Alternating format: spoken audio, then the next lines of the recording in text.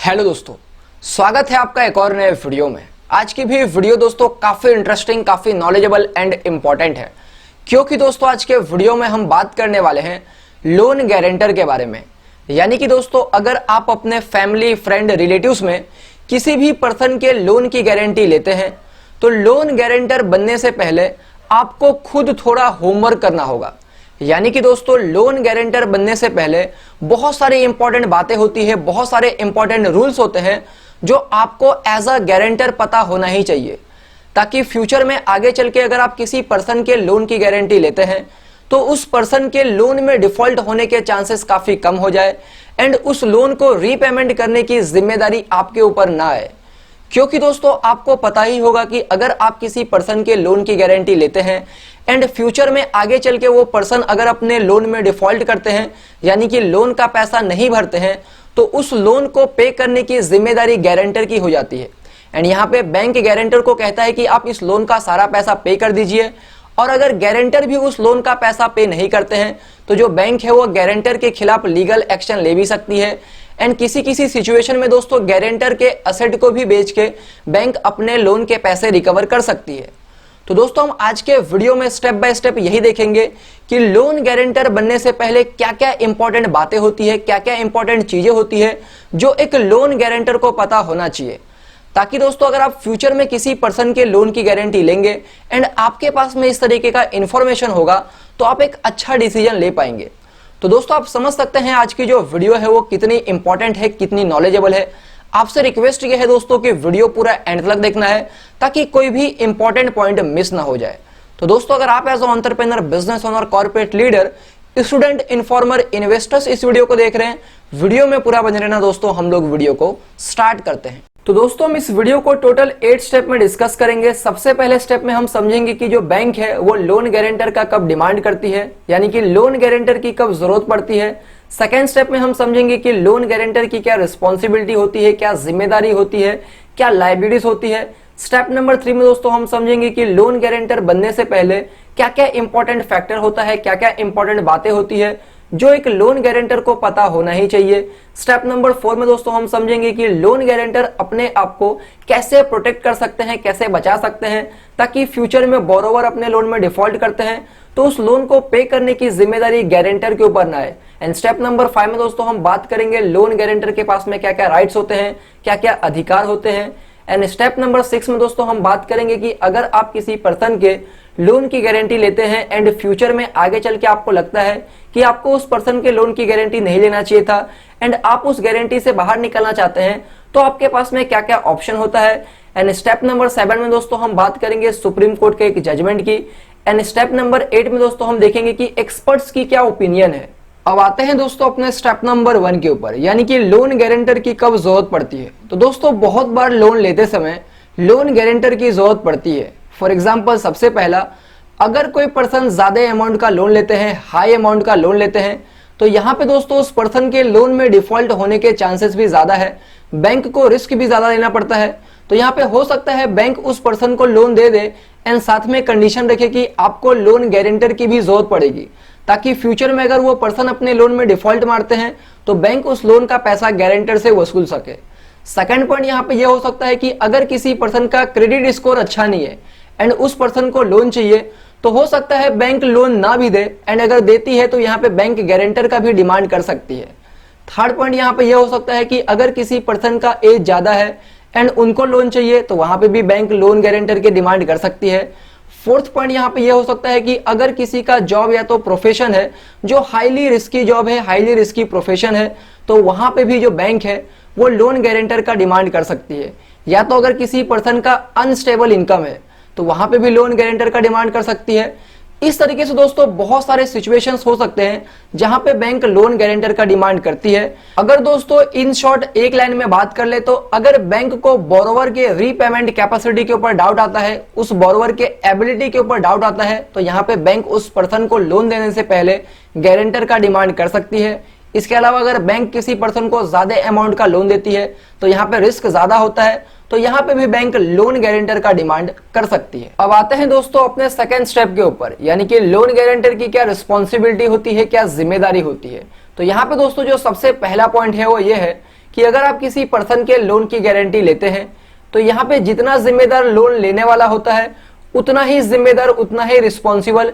Guarantor को भी माना जाता है। एंड यहाँ पे दोस्तों जो लोन लेने वाला है, जो बोरोवर है एंड जो गारंटर है, उसके बीच में एक ही डिफरेंस होता है कि जो लोन लेने वाले हैं, बोरोवर हैं, वो हर महीने अपने लोन की ईएमआई को पे करते हैं, गारंटर को ईएमआई पे नहीं करना पड़ता है। इसके अलावा सारी जिम्मेदारी लोन गारंटर और बोरोवर की सेम होती है। यहाँ पे अगर फ्यूचर में जो बोरोवर है वो अपने लोन में डिफॉल्ट करते हैं, यानी कि अगर उनकी डेथ हो जाती है या तो किसी भी रीजंस की वजह से लोन का पेमेंट नहीं करते हैं, तो उस लोन को पे करने की जिम्मेदारी गारंटर के ऊपर आती है एंड गारंटर को उस लोन का पैसा विथ इंटरेस्ट पे करना पड़ सकता है। लोन गारंटर की सेकंड रिस्पॉन्सिबिलिटी ये है कि अगर आप किसी पर्सन के लोन की गारंटी लेते हैं तो इस चीज को आपके सिविल स्कोर में भी रिकॉर्ड किया जाएगा एंड फ्यूचर में जो बोरोवर है जिसकी आपने लोन की गारंटी ली है, अगर वो कोई लेट पेमेंट करते हैं या तो लोन के ईएमआई में डिफॉल्ट करते हैं तो इस चीज का इंपैक्ट भी आपके सिविल स्कोर में होगा एंड फ्यूचर में अगर आप भी लोन लेने जाते हैं तो आपको भी दिक्कत हो सकती है, क्योंकि आपका सिविल स्कोर ये सारे रीजंस की वजह से नीचे आ सकता है। लोन गारंटर की थर्ड रिस्पॉन्सिबिलिटी ये है कि अगर आप किसी पर्सन के लोन की गारंटी लेते हैं तो फ्यूचर में आगे चल के आपके खुद के लोन लेने की जो बोरोइंग कैपेसिटी है वो कम हो सकती है। फॉर एग्जाम्पल, आपके इनकम के हिसाब से आपको 30 लाख तक का लोन मिल सकता है, जहां पे अगर आपने ऑलरेडी किसी पर्सन के 10 लाख के लोन की गारंटी ले ली है तो फ्यूचर में अगर आपको खुद को लोन चाहिए तो यहाँ पे आपको सिर्फ और सिर्फ 20 लाख तक के ही लोन मिल सकते हैं, क्योंकि 10 लाख का आपका जो कैपेसिटी है उसकी आपने ऑलरेडी किसी दूसरे पर्सन की गारंटी ले रखी है। लोन गारंटर की फोर्थ रिस्पॉन्सिबिलिटी काफी इंपॉर्टेंट है। बहुत सारे लोग दोस्तों जो लोन की गारंटी लेते हैं उनको ऐसा लगता है कि अगर वो किसी पर्सन के लोन की गारंटी लेते हैं एंड फ्यूचर में वो पर्सन अगर अपने लोन में डिफॉल्ट मारते हैं, लोन का पैसा नहीं भरते हैं, तो यहाँ पे जो बैंक है वो सबसे पहला जो बोरोवर है उसके खिलाफ एक्शन लेंगे, बाद में गारंटर के खिलाफ एक्शन लेंगे। लेकिन दोस्तों यहाँ पे जो बैंक है, बैंक को पूरा अधिकार है, बैंक के पास राइट्स है कि वो गारंटर के खिलाफ भी पहले एक्शन ले ले, गारंटर को ही कहे कि आप ही लोन का पूरा पैसा दो एंड आप उस बोरोवर से खुद ही पैसा रिकवर कर लो। ये भी दोस्तों सिचुएशन पॉसिबल हो सकता है, यानी कि बैंक या तो चाहे बोरोवर से पैसा रिकवर करे या तो गारंटर से पैसा रिकवर करे या तो बोरोवर और गारंटर दोनों से भी पैसा रिकवर कर सकते हैं अगर लोन में डिफॉल्ट होता है तो। अब दोस्तों लोन गारंटर की फिफ्थ रिस्पॉन्सिबिलिटी ये हो सकती है कि अगर आप किसी पर्सन के लोन की गारंटी लेते हैं एंड फ्यूचर में आगे चल के वो जो पर्सन है, वो जो बोरोवर है, वो अगर अपने लोन में डिफॉल्ट करते हैं, लोन का ईएमआई नहीं भरते हैं, तो उस केसेस में दोस्तों अगर वो पर्सन अपने लोन में 3 ईएमआई लगातार मिस करते हैं, उसके बाद जो बैंक है वो उस बोरोवर को जिन्होंने लोन लिया हुआ था उनको एंड जो गारंटर है उनको भी दोस्तों एक लीगल नोटिस भेजती है एंड लोन का पैसा पे करने के लिए कहती है। एंड यहाँ पे अगर फिर भी पैसा पे नहीं होता है तो जो बैंक है वो लीगल एक्शन भी ले सकती है, जो बोरोवर है उनके खिलाफ भी एंड गारंटर के खिलाफ भी। एंड जो गारंटर है दोस्तों वो लोन देते समय अगर उन्होंने बैंक में कुछ कोलेटरल दिया था, कुछ गिरवी के तौर पे दिया था, तो जो बैंक है वो गारंटर का वो जो असेट है उसको भी बेच के अपने लोन के पैसे रिकवर कर सकती है। एंड 6 पॉइंट ये है दोस्तों कि अगर आप किसी पर्सन के लोन की गारंटी लेते हैं एंड फ्यूचर में आगे चल के वो जो पर्सन है वो अपने लोन में डिफॉल्ट करते हैं, तो यहाँ पे जो बैंक है वो बोरोवर से पैसे रिकवर करने की कोशिश करती है, फिर गारंटर से भी पैसे रिकवर करने की कोशिश करती है। जब वो बोरोवर से और गारंटर से पैसे रिकवर नहीं कर पाती है तो यहाँ पे दोस्तों बोरोवर को भी और गारंटर को भी विलफुल डिफॉल्टर मान लिया जाता है एंड फ्यूचर में दोस्तों आपको कोई भी बैंक, कोई भी जो फाइनेंशियल कंपनी है वो लोन नहीं देगी एंड आप कैपिटल मार्केट में भी एंटर नहीं कर सकते। अब आते हैं दोस्तों अपने स्टेप नंबर 3 के ऊपर, यानी कि लोन गारंटर बनने से पहले क्या क्या इंपॉर्टेंट बातें होती है, क्या क्या इंपॉर्टेंट फैक्टर होता है जो एक लोन गारंटर को समझना चाहिए। तो यहाँ पे दोस्तों जो सबसे पहला पॉइंट है वो ये है कि अगर आप किसी पर्सन के लोन की गारंटी लेते हैं तो यहाँ पे बेसिकली 2 टाइप के लोन गारंटर होते हैं। एक होते हैं non financial loan guarantor and दूसरे होते हैं फाइनेंशियल लोन गारंटर। अगर दोस्तों आप किसी के नॉन फाइनेंशियल लोन गारंटर बनते हैं तो यहाँ पे जो बैंक है, तो जो एनबीएफसी कंपनी है और जो बोरोवर है उनके बीच में अगर कोई मिसकम्युनिकेशन हो जाता है, फॉर एग्जांपल जो बोरोवर है वो अपने लोन का जो ईएमआई है वो लेट पेमेंट करते हैं, डिफॉल्ट वगैरह करते हैं, तो ये सारे प्रॉब्लम को रिजॉल्व करने में आप बैंक की हेल्प करते हैं। लेकिन दोस्तों अगर आप किसी पर्सन के फाइनेंशियल लोन गारंटर बनते हैं तो वो पर्सन जो भी लोन में डिफॉल्ट करते हैं एंड जो भी लोन का पैसा बाकी होता है विथ इंटरेस्ट आप उस लोन के लिए जिम्मेदार माने जाते हैं। सेकंड पॉइंट यह है दोस्तों कि अगर आप किसी पर्सन के लोन की गारंटी लेते हैं तो आप उस पर्सन के रीपेमेंट कैपेसिटी को भी चेक कीजिए, यानी कि उस पर्सन का इनकम कितना है, उसके अगेंस्ट में वो पर्सन कितने का लोन ले रहे हैं। यहाँ पे दोस्तों जो बैंक है वो आपको उतने का ही लोन देती है कि आपका जो मंथली ईएमआई है वो आपके इनकम का 50% हो। लेकिन दोस्तों एक्चुअली में आपको एक्सपर्ट्स के हिसाब से उतने का ही लोन लेना चाहिए कि आपका जो मंथली ईएमआई है वो आपके मंथली इनकम का 33% हो। एंड इस चीज को दोस्तों अगर आप डिटेल में समझना चाहते हैं तो आप ये वाला वीडियो जरूर देखिएगा। थर्ड पॉइंट ये है दोस्तों कि अगर आप किसी पर्सन के लोन की गारंटी लेते हैं तो उस पर्सन के क्रेडिट स्कोर को भी चेक कीजिए। आप उस पर्सन के पिछले पेमेंट रिकॉर्ड को देख सकते हैं कि इस पर्सन ने कहीं पिछले पेमेंट में लोन में कोई डिफॉल्ट तो नहीं किया है। एंड अगर कोई डिफॉल्ट किया है, कोई लेट पेमेंट किया है, तो अगर आप उस पर्सन के लोन की गारंटी लेते हैं तो यहाँ पे दोस्तों रिस्क ज्यादा है। इसके अलावा दोस्तों फोर्थ पॉइंट ये है कि आपको अपने क्रेडिट स्कोर को भी, अपने सिविल स्कोर को भी टाइम टू टाइम चेक करते रहना चाहिए, ताकि अगर बोरोवर जिसकी आपने गारंटी ली है अगर वो कुछ लोन में डिफॉल्ट करते हैं, लेट पेमेंट करते हैं, तो उसका इंपैक्ट आपके सिविल स्कोर में भी होगा एंड आपको इस चीज का पता चलेगा। अब आते हैं दोस्तों अपने स्टेप नंबर 4 के ऊपर, यानी कि अगर आप किसी पर्सन के लोन की गारंटी लेते हैं एंड फ्यूचर में आगे चल के वो पर्सन जो बोरोवर है वो लोन में डिफॉल्ट करते हैं, लोन का पैसा नहीं पे करते हैं, तो आप अपने आप को एज अ गारंटर कैसे बचा सकते हैं। तो यहाँ पे दोस्तों जो सबसे पहला पॉइंट है वो ये है कि अगर आप किसी पर्सन के लोन की गारंटी लेते हैं तो आप उस पर्सन को, उस बोरोवर को सजेस्ट कर सकते हैं कि उसने लोन के साथ में लोन इंश्योरेंस भी लेना चाहिए, यानी कि लोन प्रोटेक्शन प्लान भी लेना चाहिए,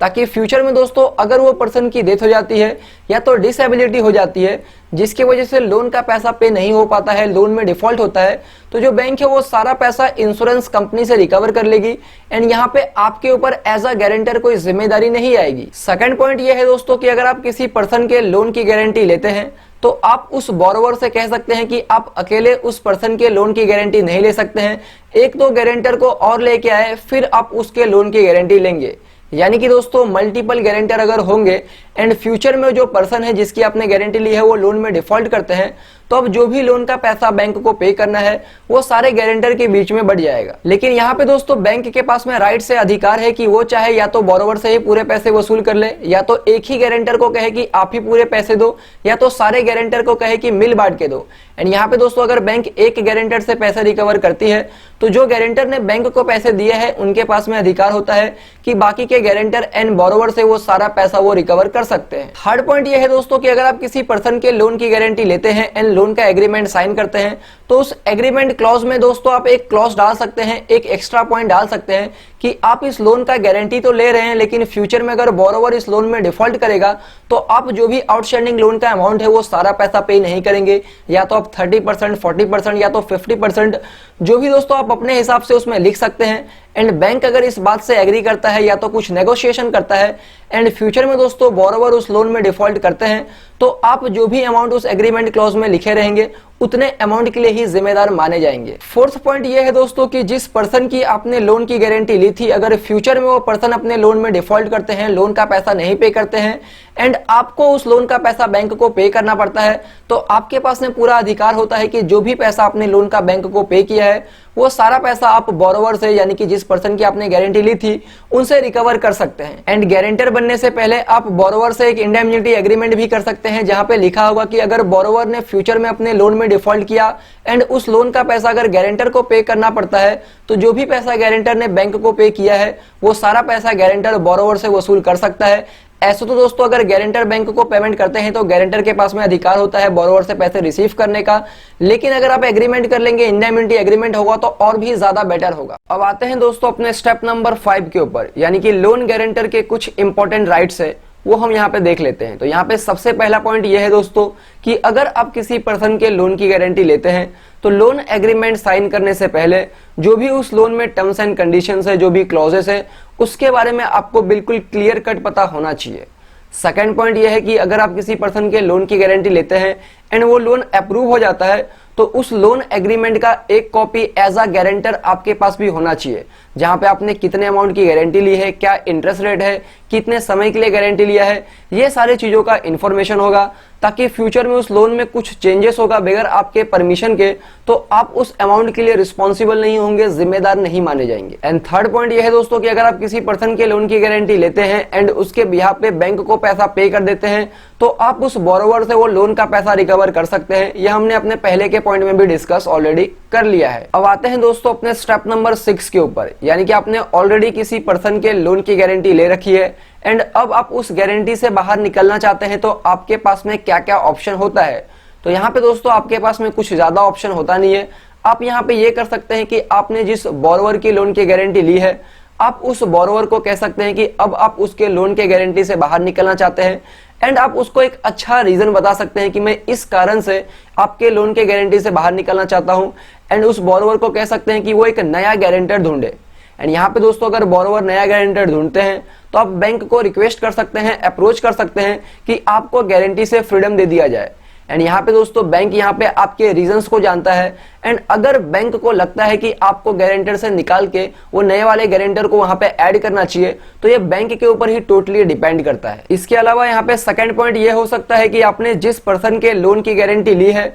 उस पर्सन को आप कह सकते हैं कि वो एडिशनल असेट बैंक में एज अ कोलेटरल रखे, एज अ गिरवी रखे। यानी कि यहाँ पे दोस्तों जो भी लोन का अमाउंट है अगर उससे ज्यादा का असेट बैंक में गिरवी होगा तो यहाँ पे लोन में डिफॉल्ट होने के चांसेस काफी कम है, रिस्क भी कम है। तो हो सकता है बैंक आपको गारंटर से रिमूव कर दे। एंड यहाँ पे अगर बैंक आपको गारंटर से रिमूव करता है तो आप ये चीज राइटिंग में लीजिए कि आपने इस अमाउंट का लोन का गारंटी लिया था, इस पर्सन का गारंटी लिया था, ये अकाउंट नंबर है, इस डेट पे गारंटी लिया था एंड सारी चीजें राइटिंग में होनी चाहिए। अब आते हैं दोस्तों अपने स्टेप नंबर 7 पे, यानी कि सुप्रीम कोर्ट का एक जजमेंट आया था लोन गारंटर के बारे में। यहाँ पे बेसिकली दोस्तों यूपी के दो फ्रेंड थे, एक का नाम था गंगा किशुन एंड दूसरे का नाम था गंगा प्रसाद। यहाँ पे दोस्तों जो गंगा किशुन थे उन्होंने अपने फ्रेंड गंगा प्रसाद के लोन की गारंटी ली थी एंड फ्यूचर में आगे चल के जो गंगा प्रसाद थे उनकी डेथ हो जाती है एंड यहाँ पे कुछ पैसा लोन का अभी भी पे करना बाकी होता है। तो यहाँ पे दोस्तों जो लोन के गारंटर थे गंगा किशुन वो उस लोन का पैसा पे करने से मना कर देते हैं। यानी जो केस है दोस्तों वो कोर्ट में जाता है एंड वहां पे सुप्रीम कोर्ट का जजमेंट आता है कि इस लोन के जो गारंटर है गंगा किशुन वो इस लोन के जो भी आउटस्टैंडिंग पैसा बैंक को पे करना बाकी है उसके लिए रिस्पॉन्सिबल माने जाएंगे। यानी कि दोस्तों अगर आप किसी पर्सन के लोन की गारंटी लेते हैं एंड फ्यूचर में वो पर्सन की डेथ हो जाती है तो उनके फैमिली मेंबर के ऊपर तो उस लोन की रिस्पॉन्सिबिलिटी बाद में आएगी कि नहीं आएगी वो बात की बात है, लेकिन गारंटर को सबसे पहला रिस्पॉन्सिबल माना जाता है। अब आते हैं दोस्तों इस वीडियो के फाइनल स्टेप नंबर 8 के ऊपर, यानी कि एक्सपर्ट्स की क्या ओपिनियन है। तो यहाँ पे दोस्तों पहला ओपिनियन ये है कि अगर आप किसी पर्सन के लोन की गारंटी लेते हैं तो हो सके तो शॉर्ट टर्म लोन की गारंटी लीजिए, क्योंकि लॉन्ग टर्म में दोस्तों अगर होम लोन की बात कर ले तो लंबे समय का लोन होता है एंड लोन का अमाउंट भी ज्यादा होता है एंड यहाँ पे दोस्तों रिस्क भी ज्यादा होता है और फ्यूचर में कभी लोन में डिफॉल्ट होता है तो उसके लिए गारंटर रिस्पॉन्सिबल माने जाते हैं। सेकेंड ओपिनियन ये है दोस्तों कि अगर आप किसी पर्सन के लोन की गारंटी लेते हैं तो हो सके तो सिक्योर्ड लोन की गारंटी लीजिए, क्योंकि दोस्तों अगर लोन सिक्योर्ड होगा और फ्यूचर में लोन में डिफॉल्ट होता है तो बैंक उस पर्सन के असेट को बेच के भी पैसा रिकवर कर सकती है। लेकिन अगर कोई अनसिक्योर्ड लोन है, कोई एजुकेशनल लोन है या तो पर्सनल लोन है तो यहाँ पे गारंटर के असेट को भी दोस्तों बेच के पैसा वसूला जा सकता है अगर गारंटर ने कोई असेट कोलेटरल के तौर पे बैंक को दिया हुआ है तो। एंड थर्ड पॉइंट दोस्तों मैंने ऑलरेडी एक्सप्लेन कर दिया है, फिर भी रिपीट कर देता हूं कि अगर आप किसी पर्सन के लोन की गारंटी लेते हैं तो उस पर्सन का लोन का जो मैक्सिमम मंथली ईएमआई है वो उस पर्सन के मंथली इनकम का 33% ही होना चाहिए। उससे कम होगा तो ज्यादा बेटर है, ज्यादा नहीं होना चाहिए। उसमें दोस्तों होगा ये कि लोन में डिफॉल्ट होने के चांसेस काफी कम हो जाएंगे एंड इस चीज को दोस्तों समझने के लिए आप मेरा ये वाला वीडियो जरूर देख सकते हैं। तो दोस्तों यही थी पूरी की पूरी वीडियो। उम्मीद करता हूं आपको इस वीडियो से कुछ ना कुछ वैल्यूएबल इंफॉर्मेशन जरूर मिला होगा। अगर दोस्तों आपको इस वीडियो से वैल्यू मिली है तो वीडियो को जरूर लाइक करना, चैनल को सब्सक्राइब करना एंड इस वीडियो को दोस्तों अपने फैमिली, फ्रेंड, रिलेटिव्स में शेयर जरूर करना ताकि उनके अंदर अवेयरनेस आ सके एंड वो फ्यूचर में आगे चल के किसी पर्सन की लोन की गारंटी लेते हैं एंड इस तरीके का इंफॉर्मेशन होगा तो एक अच्छा डिसीजन ले पाएंगे। जय हिंद दोस्तों।